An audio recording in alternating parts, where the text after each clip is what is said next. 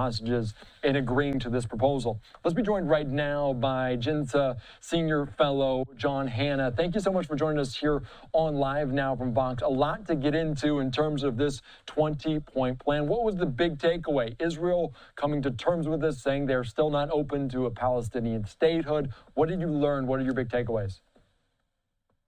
Yeah, no, I'm not surprised that Prime Minister Netanyahu felt he needed to be positive toward this plan. I think he made Israel's points about obviously complete and total disarmament of Hamas, demilitarization, no Hamas, no Palestinian Authority in the government, great skepticism on Israel's part about a future Palestinian state. Unless there are massive transformations from the Palestinian Authority that, as the Prime Minister said at the United Nations last week, nobody in Israel believes anymore. So I think a degree of pessimism in the Prime Minister's remarks that this can actually succeed. I think the President put a very positive gloss on it, but an awful lot, Andy, is riding on these Arab states who are going to be expected to mobilize their own soldiers to enter the Badlands of Gaza and finish the job of disarming Hamas that the IDF has been unable to complete over the last 2 years. That's a very large order. The Arabs have not historically been known for taking a lot of risks and responsibility to resolve the Palestinian problem. Maybe things have changed enough. They've gotten bad enough in the region. The pressure is sufficient that they'll really stand up now. And with some gentle nudging and pushing from the President of the United States, who's going to be the chairman of the Board of Peace now, trying to figure out how do we govern a post-Hamas Gaza. We can all hope and keep our fingers crossed, but there's an awful lot here that still needs to be worked out.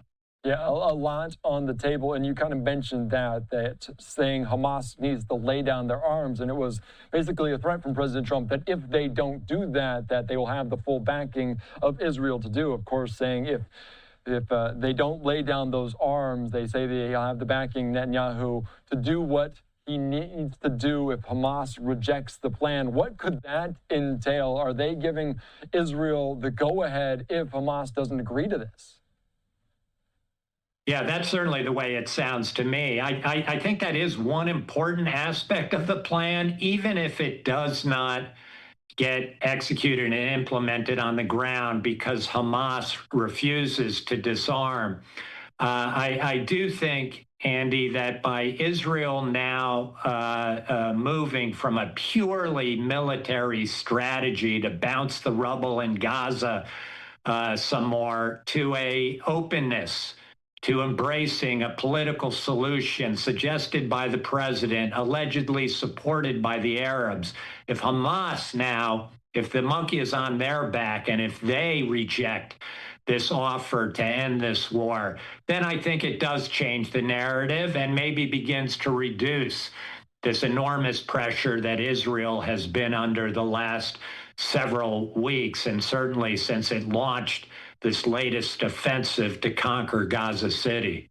And during your first answer, you mentioned kind of the main point of this, because if they come to terms with this, there still needs to be accountability for the plan. They kind of laid the groundwork somewhat with the Board of Peace. They said that President Trump obviously going to be the chair. We heard from UK Prime Minister, the former Tony Blair, will also be a part of it. They said they're going to release some names. Is the Board of Peace going to be able to do that? Are they going to be able to hold accountable? And is there importance to having Trump at the top of that?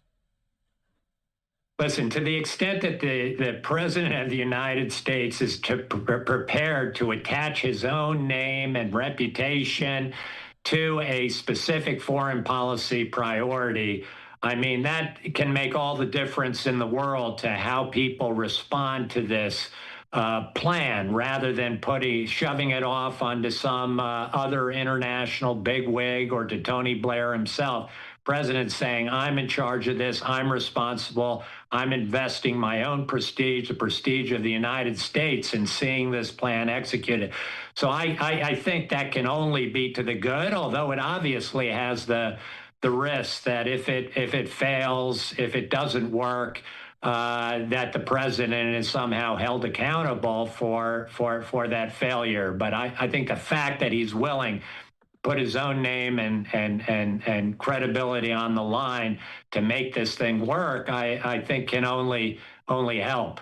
Yeah, and I want to ask you, because obviously potentially familiar yourself with Tony Blair, what importance does that, what significance might his name be in terms of this Board of Peace? Well, listen, if the president is the chairman, then I assume Blair would be something like the CEO, the guy who day to day is going to be focused 24/7 on seeing this plan implemented and holding all the various parties that are going to have a role to play to account. Blair's for all of his detractors, there's no question he's a brilliant politician. He has now spent decades working with all sides in the Middle East. He has the trust of the Israelis. He's got very good relations with all of the key Arab states and leaders. So this is probably somebody that you want on your side, very creative, understands the issues, and like I said, is probably prepared to devote all day, every day for the next couple of years to trying to make sure this thing gets off the ground, even while the president is dealing with the rest of the world and all of the issues here at home. Yeah, domestically and internationally, he has a lot on his plate. I do want to ask you about another potentially elephant in the room in terms of this, and what comes next for Gaza? What happens next? And we heard that there was opposition from Netanyahu. That is no surprise. At the UN last week, President Trump said it would be a reward to Hamas to recognize a Palestinian state. Did they leave the door open at all to that in terms of the United States policy to potentially eventually recognize a state if everything goes to plan?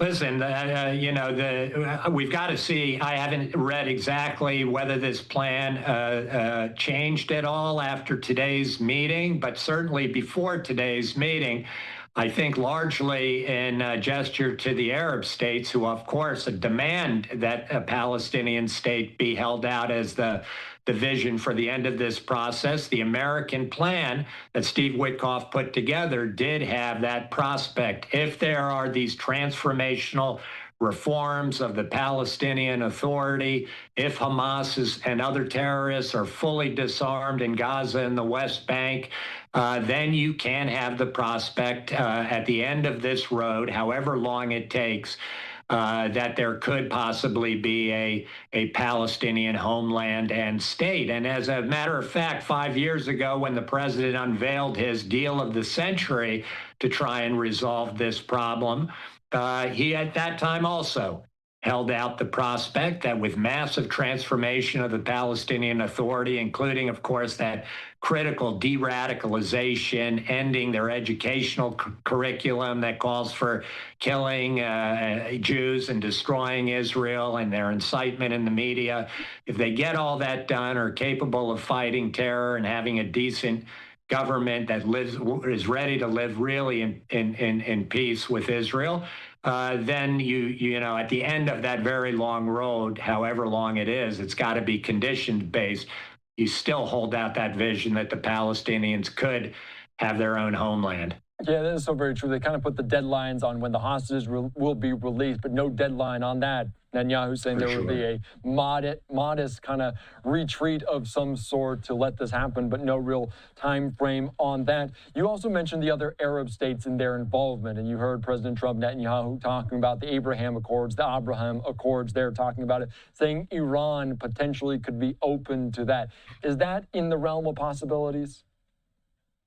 I don't think under the Supreme Leader, Ali Khamenei, I don't think that we're close to that. I mean, there's going to have to be talk about transformation in the Palestinian Authority. There's going to have to be, super transformation in the Islamic Republic of Iran. I think if we're waiting for Iran to get into line to sign a peace deal with Israel, we're going to be waiting a very, very long time, as the president said, maybe another 1,000 years.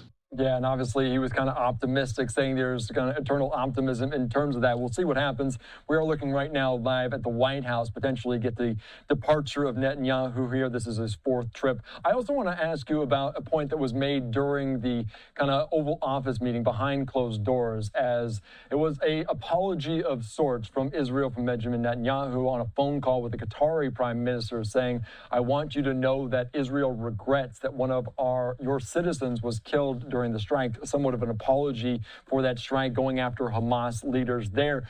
Do you think that was brought up in the conversation? How strongly did Trump kind of condemn that behind closed doors, potentially? Because obviously that escalated things. We had potentially something on the table leading up to that. That escalated things. How much of that was a point in that closed door meeting for Trump?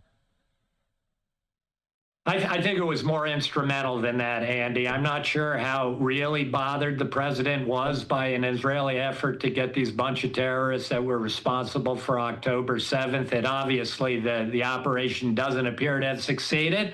Couldn't have made the president too happy, and it did cause this major kerfuffle in the Gulf and in Qatar. And to the extent that you do need Qatar now to really put the hammer, if you're going to have any chance of Hamas agreeing to go along with this deal, which I do believe is a long shot. But in order to get Qatar to really try, I think the Qataris made clear that they need some kind of gesture from the Israelis, both an apology and I'm sure some kind of assurance that that kind of strike is never going to happen again on Qatari soil. So I think the president knew that this was critical to getting the Qataris in the tent, to use the influence and power they have over Hamas to try and make this deal succeed, rather than a major effort to, because the United States was so terribly upset by the Israeli effort against Hamas.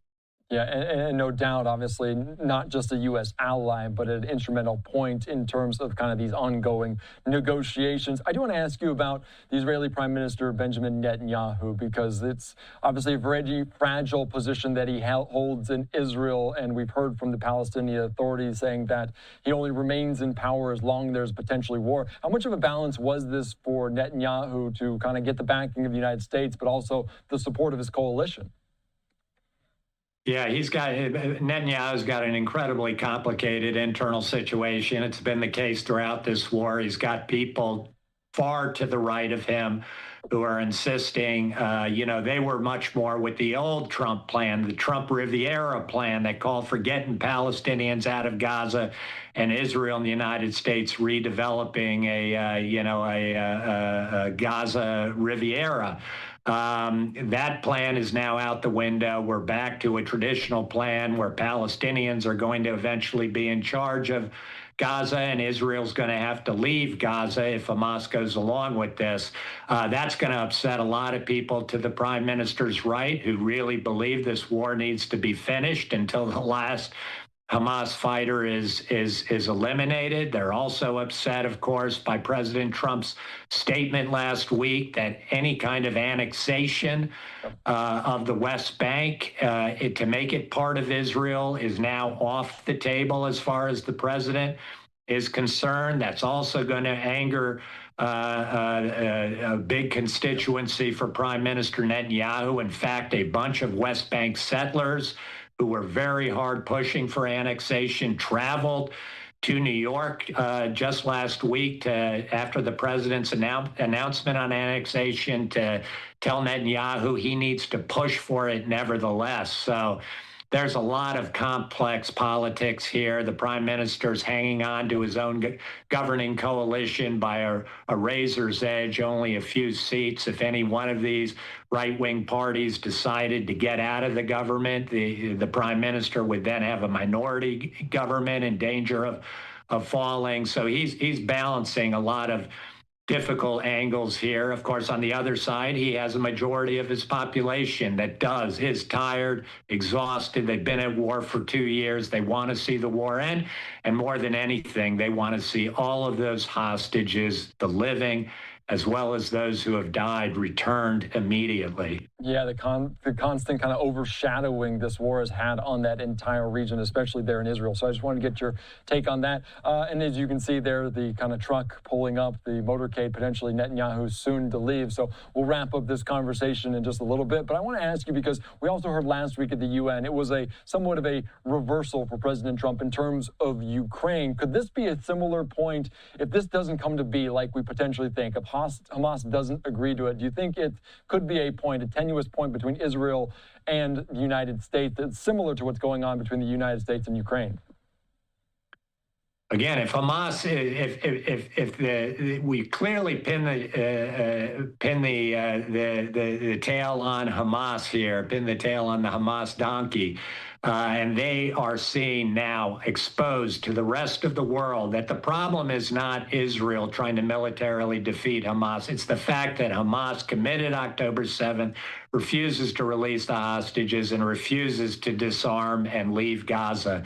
Once everybody understands that, then I think the president, this is one place where I'm sure he'll be true to his word, that then there is no other reason for to stop Israel from finishing this job as it sees fit and keep going until it's assured that Hamas has been destroyed. As the prime minister said, we'd prefer to do it the easy way, through the president's plan in which Hamas becomes a willing party under tremendous Arab pressure. But if they don't agree, then we're going to be true to our word and finish this one way or another. And I think the president will support him, and I think, more importantly, he'll rally the rest of the world to realize that the problem all along has been Hamas's refusal to really end this war by giving those hostages back and laying down its arms. We'll see. And that obviously laying down their arms, not in line with what we've seen for Hamas dating back to October 7th, even before then. So obviously some optimism from President Trump, but we'll see what comes if Hamas does or does not agree to this peace proposal. John Hannah, thank you so much. I appreciate your time, your insight here on Live Now. Terrific. Thanks, Andy. Thank you. All right. Thank you so much. All right. Great conversation as always, as we're continuing to follow it here on Live Now.